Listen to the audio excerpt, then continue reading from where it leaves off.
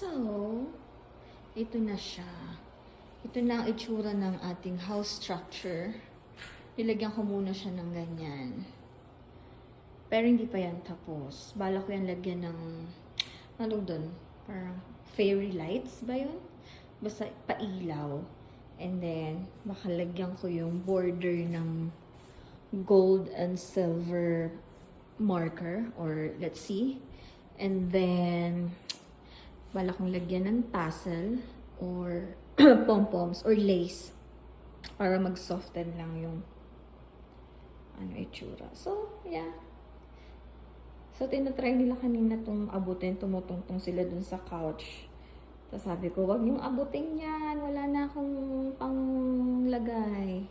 Because, actually, itong mga papel na to, ano pa to sa akin? Parang, wait.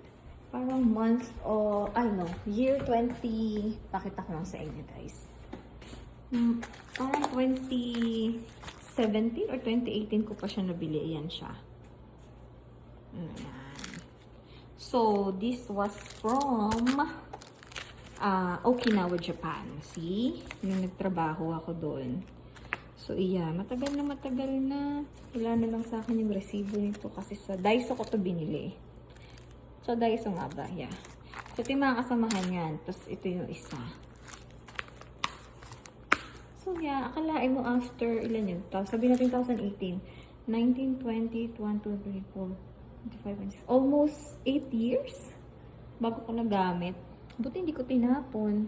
No, hindi ko talaga tinatapon pag mga ganyan. Kasi alam ko magagamit ko sa in the future. So, ito na pala in the future. So, there you go. Yun yung issue na. There you go. That's all for today.